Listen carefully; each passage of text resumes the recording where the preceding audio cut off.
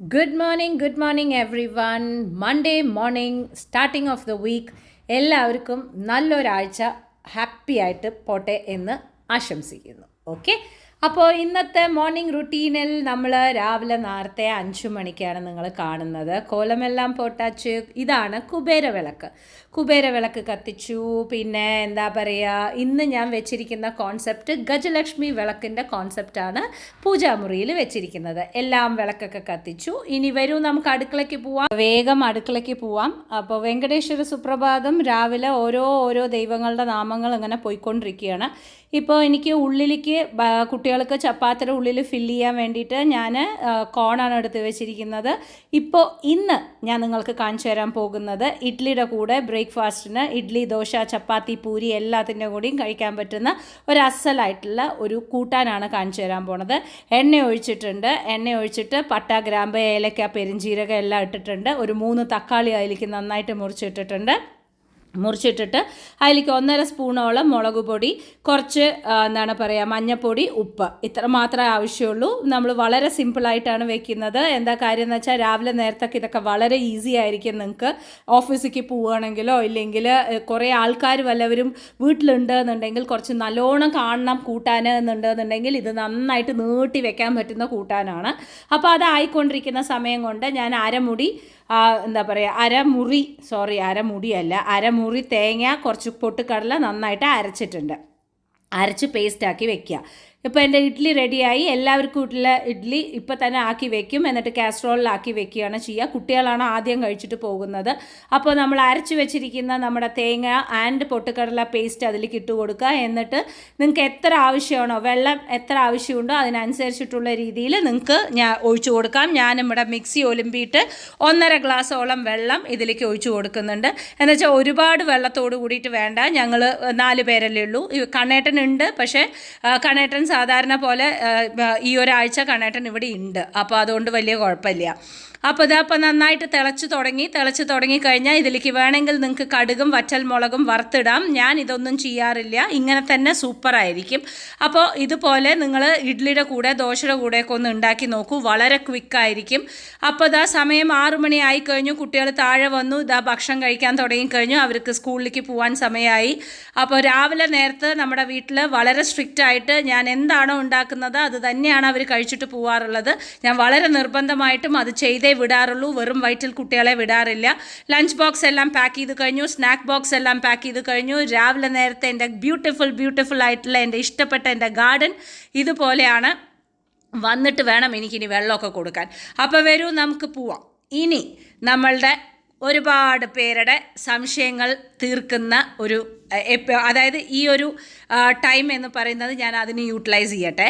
അതായത് ചോദിക്കുന്ന ചോദ്യങ്ങൾ എന്തായിരുന്നു എന്ന് വെച്ചാൽ, വിനി ഇപ്പോൾ ഡ്രൈവിംഗ് ചെയ്യാൻ തുടങ്ങിയല്ലോ, എങ്ങനെയാണ് വിനിക്ക് ആ ഒരു കോൺഫിഡൻസ് ആയിട്ടുള്ള രീതിയിൽ കിട്ടിയത്? എനിക്ക് തോന്നുന്നു ഞാനൊരു ഡ്രൈവിങ്ങിൻ്റെ എപ്പിസോഡിൽ പറഞ്ഞിട്ടും ഉണ്ടായിരുന്നു നിങ്ങളുടെ അടുത്ത്, ഓടിച്ചു നോക്കി അല്ലാണ്ട് നിങ്ങൾക്ക് ആ ഒരു കോൺസെപ്റ്റ് ഇല്ലെങ്കിൽ ആ ഒരു ഉള്ളിൻ്റെ ഉള്ളിലുള്ള പേടി നിങ്ങൾക്ക് മാറിക്കിട്ടില്ല.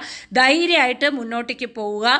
നിങ്ങൾക്ക് ഒരു കുഴപ്പവും വല്ല. ഇവിടത്തേക്ക് ഡിസിപ്ലിൻഡ് ആയിട്ടുള്ള റൂൾസ് ഫോളോ ചെയ്തിട്ട് പോകാൻ നോക്കുക. കണ്ട മാതിരി ഓടിക്കാൻ ഇവിടെ പറ്റില്ല. വളരെ സൂക്ഷിച്ചിട്ടും ഇതായിട്ടുള്ള രീതിയിലാണ് എല്ലാവരും അവരവരുടെ റൂളിനനുസരിച്ചിട്ടാണ് പോകുന്നത്. അപ്പോൾ നമ്മളൊന്ന് അത് ഫോളോ ചെയ്തിട്ട് പോയി കഴിഞ്ഞാൽ ഒരു കുഴപ്പമില്ല. രണ്ടാമത് വന്ന ചോദ്യം, ഇങ്ങനെ കംപ്ലീറ്റ് ആയിട്ട് വണ്ടികൾ വന്നുകൊണ്ടിരിക്കുന്ന സമയത്ത് എനിക്ക് ഭയങ്കര പേടിയാണ് വിനി, അവിടുന്ന് ലൈൻ ഒന്ന് മേർജ് ചെയ്യാൻ എന്നാണ് അടുത്ത ഒരു ഇത് വന്നിരിക്കുന്നത്. സത്യമായിട്ട് ഞാൻ പറയാലോ, വളരെ ആത്മാർത്ഥമായിട്ട് പറയണമെന്നുണ്ടെങ്കിൽ ഞാൻ റോഡ് ഹിറ്റ് ചെയ്യാൻ തുടങ്ങിയതിന് ശേഷം എനിക്ക് ഏകദേശം ഒരു 3 മാസത്തോളം ഞാൻ ആ ഭാഗത്ത് തന്നെ മിണ്ടാണ്ട്, ആ ലൈൻ മേർജ് ചെയ്യുന്ന അവിടെ തന്നെ ഞാൻ മിണ്ടാണ്ട് നിൽക്കുന്ന ഒരാളായിരുന്നു. ബിക്കോസ് എനിക്ക് ഭയങ്കര പേടിയാണ്. വണ്ടികൾ ഭയങ്കര സ്പീഡായിട്ട് വന്നുകൊണ്ടിരിക്കുന്നുണ്ടാവും. അതുകൊണ്ട് കാൽക്കുലേഷൻ എനിക്ക് കിട്ടുന്നില്ല. അതുകൊണ്ട് തന്നെ ഞാൻ കോൺഫിഡൻ്റ് ആയിരുന്നില്ല. പക്ഷേ ഒരു ദിവസം ഇങ്ങനെ, അതായത് ദിവസങ്ങൾ പോകുന്തോറും നമ്മൾ അത് അറ്റംപ്റ്റ് ചെയ്യാൻ നമ്മൾ പഠിക്കണം. എങ്ങനെ നമ്മൾ മേർജ് ചെയ്യണം എന്നുള്ളത് പഠിക്കണം. ഞാൻ കണ്ണേട്ടൻ ഓടിക്കുന്ന സമയത്ത്, ഇല്ലെങ്കിൽ പല ആൾക്കാർ വണ്ടികൾ ടാക്സിയിലൊക്കെ പോകുന്ന സമയത്ത്, ഇല്ലെങ്കിൽ മെയിനായിട്ട് കണ്ണേട്ടൻ എന്ന് വെച്ചാൽ അപ്പോഴാണ് ഞാൻ ഫ്രണ്ടിലിരിക്കുക. കണ്ണേട്ടൻ പോകുന്ന സമയത്തൊക്കെ എങ്ങനെയാണ് കണ്ണേട്ടൻ്റെ കോൺസെപ്റ്റ് പ്രകാരം കണ്ണേട്ടൻ എവിടെ നോക്കുന്നു, കണ്ണേട്ടൻ്റെ ലോജിക്ക് എങ്ങനെയാണ് വർക്ക് ആവുന്നത്, എല്ലാം തന്നെ ഞാൻ നോക്കി പഠിച്ച കാര്യങ്ങളാണ്. അങ്ങനെ ഞാൻ ഇംപ്ലിമെൻറ്റ് ചെയ്യാൻ തുടങ്ങി. പിന്നാലെ നിന്ന് കുറേ ഹോൺ ഹോണും കാര്യങ്ങളും ഒക്കെ കേട്ടിട്ടുണ്ടായിരുന്നു ആദ്യത്തെ സ്റ്റേജിൽ. അതൊന്നും നമ്മൾ മൈൻഡ് ചെയ്യരുത്, മനസ്സിലായില്ലേ? അവർ ഹോൺ അടിച്ചാൽ അവർ ഹോൺ അടിച്ചു, നമ്മൾ പോയിക്കൊണ്ടേയിരിക്കുക. ഇതപ്പോൾ കുട്ടികളുടെ സ്കൂൾ എത്താറായി. ഞാനാണ് ദിവസവും കൊണ്ടുവിടാറുള്ളത്.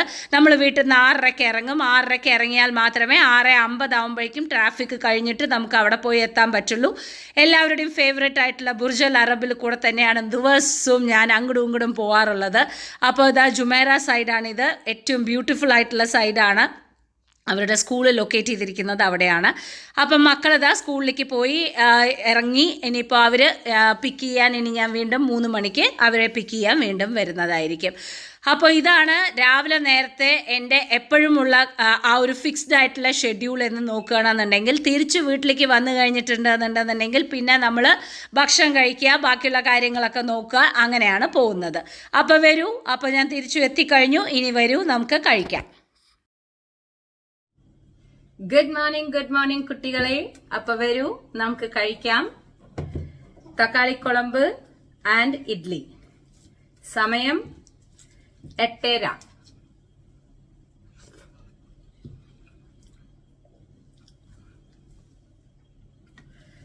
എല്ലാത്തിൻ്റെ കൂടിയും ഈ കൂട്ടാൻ നന്നായിരിക്കും, ഞാൻ പറഞ്ഞല്ലോ. അപ്പം എൻ്റെ മോർണിംഗ് റുട്ടീനാണ് നിങ്ങൾ കണ്ടത്. മോറോവർ എല്ലാ ദിവസവും മോസ്റ്റ്ലി ഇതേ തന്നെയാണ്, മാറ്റങ്ങളൊന്നുമില്ല. 4:30 എണീക്കുക, 6:30 കുട്ടികളെ കൊണ്ടുവിടുക, തിരിച്ചു വരിക, കണ്ണേട്ടം ഇറങ്ങുക ഉണ്ടെങ്കിൽ. ഇല്ലെങ്കിൽ ഞാൻ വരും, വെള്ളമൊക്കെ കൊടുക്കും ചെടിക്ക്, എന്നിട്ട് ഭക്ഷണം കഴിക്കും, പിന്നെ ഉച്ചയ്ക്കുള്ള കാര്യങ്ങൾ നോക്കും. സെയിം.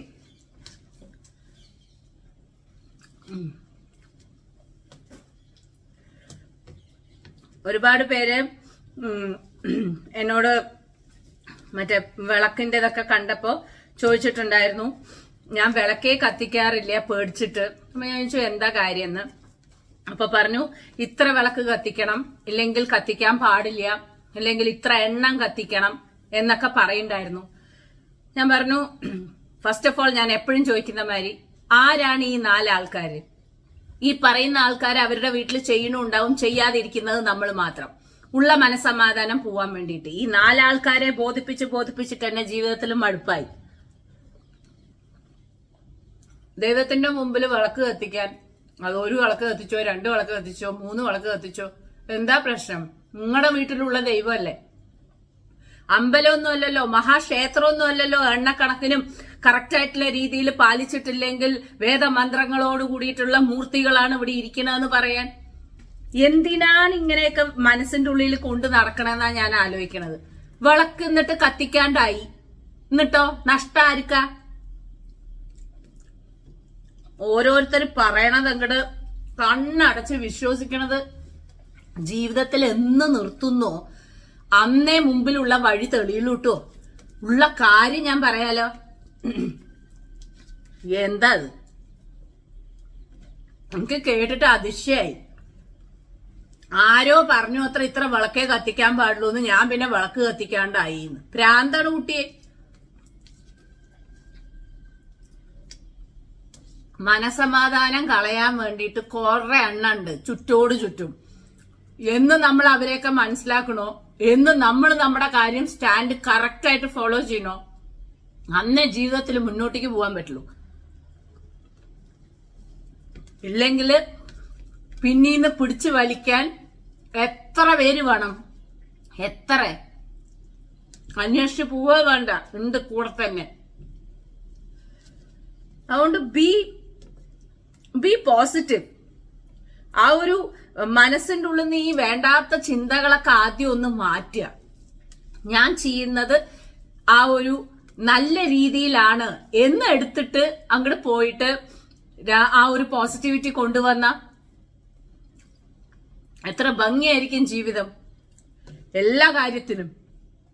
ബാക്കിയുള്ളവരെന്ത് പറയും? ബാക്കിയുള്ളവരെന്ത് പറയണ? ഒന്നും പറയാനില്ല. നിങ്ങളുടെ വളർച്ചയിൽ ഇഷ്ടപ്പെടാത്ത കുറെ എണ്ണുണ്ട്, അവരിങ്ങനെ പറഞ്ഞുകൊണ്ടിരിക്കും. അതൊക്കെ അങ്ങോട്ട് കേട്ടിട്ട് ജീവിതത്തിൽ മുന്നോട്ടേക്ക് പോയിക്കൊണ്ടിരുന്ന് കഴിഞ്ഞിട്ടുണ്ടെന്നുണ്ടെന്നുണ്ടെങ്കിൽ പിന്നെ എവിടെ എത്തില്ല. എവിടെയും പേടിയാണല്ലോ. കരഞ്ഞ് കരഞ്ഞ് കരഞ്ഞ് കരഞ്ഞ് ജീവിതത്തിന് ആരും ഇല്ലാത്തപ്പോ, എന്തിനാണ് ഈ ആരും ഇല്ലാത്തപ്പോ കരയണത്?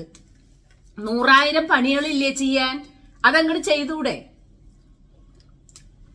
ഒറ്റയ്ക്കിരുന്ന് കരയും. എന്നിട്ട് ഒറ്റയ്ക്കിരുന്ന് കരഞ്ഞിട്ട് എന്തുണ്ടായി? എന്തെങ്കിലും ചേഞ്ചസ് ഉണ്ടായോ പോസിറ്റീവായിട്ട്? ഇല്ലല്ലോ. ചില സമയത്തുണ്ടല്ലോ, എനിക്ക് ഈ ചില കമന്റുകൾ വായിച്ചു കഴിഞ്ഞിട്ടുണ്ടെങ്കിൽ എനിക്ക് ശരിക്കും എന്താണ് എന്റെ പ്രശ്നം എന്ന് ചോദിക്കാൻ തോന്നും. ഭ്രാന്ത്. 4 ആൾക്കാര് കേട്ട് കേട്ട് ജീവിതത്തിൽ മടുത്ത 4 ആൾക്കാർ. ഈ 4 ആൾക്കാരെ എന്നാണാവോ കാണുക? എല്ലാത്തിനും അഭിപ്രായം പറയാൻ ചില ആൾക്കാരുണ്ടാവും. ജീവിതത്തിൽ എവിടെ എത്താത്ത കുറെ ആൾക്കാർ. എത്ര വഴിമുടക്കിയുള്ള അങ്ങനെ എത്ര ആൾക്കാരുടെ ജീവിതം അങ്ങനെ ഹോമിച്ചിരിക്കണേ. അതൊക്കെ മനസ്സിലാക്കാൻ പറ്റാണ്ട് നടക്കുന്ന എത്ര പേരുണ്ട്. കഷ്ടം. എത്ര മെസ്സേജ് അറിയോ ഇങ്ങനെ ഇൻസ്റ്റാഗ്രാമിൽ വരണത്? വിഞ്ചേച്ചി ഞാൻ എന്താ ചെയ്യണ്ടേ? വിഞ്ചേച്ചി ഇതിന്റെ കാര്യത്തിൽ ഞാൻ എന്താ ചെയ്യണ്ടേ? ആ പൂജാമുറി വെക്കാൻ പോലും ഇത് ശരിയല്ല എന്ന് പറഞ്ഞു മാറ്റിച്ചു, അത് ശരിയല്ല എന്ന് പറഞ്ഞു മാറ്റിച്ചു. വീട്ടിലേക്ക് വന്നു, അടുക്കള നന്നല്ല പറഞ്ഞ് എന്നെ പരിഹസിച്ചു.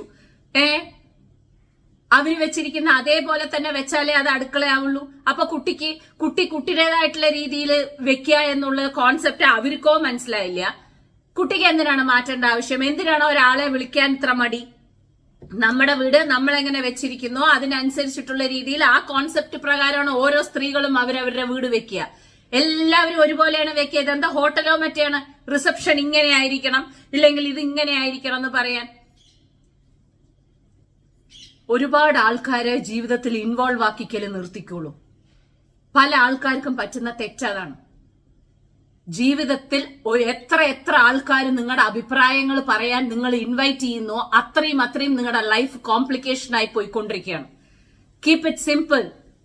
നിങ്ങളെ, നിങ്ങളുടെ ഫാമിലി, നിങ്ങളുടെ കുട്ടികളെ, നിങ്ങളുടെ ഭർത്താവ് കഴിഞ്ഞിട്ടുണ്ടെന്നുണ്ടെങ്കിൽ എന്തെങ്കിലും ആവശ്യമുണ്ട്, നിങ്ങൾക്ക് ശരിയായിട്ട് രീതി തോന്നുന്നില്ല എന്നുണ്ടെങ്കിൽ അച്ഛനും അമ്മയും അവിടുന്ന് അങ്ങോട്ട് പോവരുത്.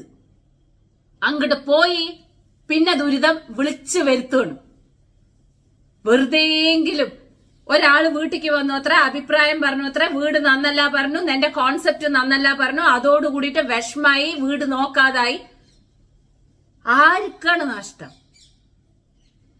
എത്ര പറഞ്ഞു തരുന്നു? അങ്ങനെ ചിന്തിക്കരുത്. അങ്ങനെ ഒരു രീതിയിൽ ചിന്ത പോയാൽ തന്നെ ജീവിതം ഇതാവും. എത്ര പറഞ്ഞു തരുന്നു? എത്ര വീഡിയോസിൽ, ഞാനെന്നല്ല, എത്ര വീഡിയോസിൽ എത്ര ആൾക്കാർ പറഞ്ഞു തരുന്നു. എന്നാൽ പോലും അതിന്റെ ഉള്ളിൽ നിന്ന് പുറത്തേക്ക് വരാൻ പറ്റാതെ സഫർ ചെയ്യുന്ന ആൾക്കാരെ കാണുമ്പോഴാണ് എനിക്ക് വിഷമം തോന്നുന്നത്. ഒരു പ്രാവശ്യം നിങ്ങൾ ഫേം ആയിട്ട് ആ ഡിസിഷൻ എടുത്തു നോക്കൂ, ഒരൊറ്റ പ്രാവശ്യം. പിന്നെ ഈ പറയുന്ന ആൾക്കാരുടെ പൊടി പോലും നിങ്ങൾ കാണില്ല, പൊടി പോലും. സോ എനിക്ക് ആകെ കൂടെ പറയാൻ ഇത്രയേ ഉള്ളൂ. രാവിലെ നേരത്ത് ഇങ്ങനെ വീട്ടുകാരുടെ അടുത്തൊക്കെ ഇരുന്ന് സംസാരിക്കണ പോലെ നിങ്ങളുടെ അടുത്ത് വന്നിരുന്ന് സംസാരിക്കാനുള്ള ആ ഒരു ബന്ധാണ് എല്ലാവരുമായിട്ടും. വിനീസ് കിച്ചൺ എന്ന് പറയുന്നത് എന്റെ കുടുംബമാണ്. എന്റെ കുടുംബത്തിലുള്ള ആൾക്കാർക്ക് ചില പ്രശ്നങ്ങൾ വരുന്ന സമയത്ത് നമ്മൾ ഇതാ വന്നിരുന്ന് സംസാരിച്ച് കാര്യങ്ങളൊക്കെ ഇങ്ങനെ സംസാരിക്കണമെന്ന് പറഞ്ഞ പോലെ ഇതാ ഭക്ഷണം കഴിക്കുന്ന സമയത്ത് ഇരുന്ന് സംസാരിക്കുന്നില്ലേ?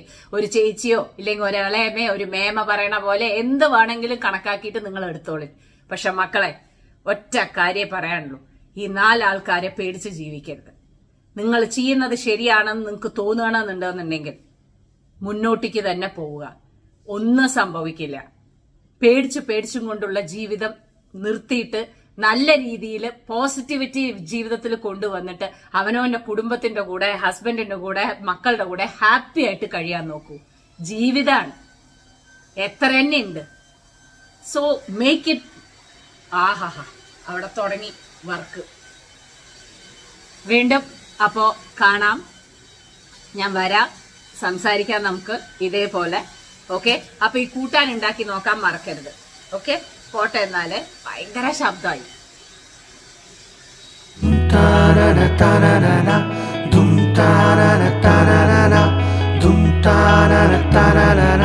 Vinny's Kitchen.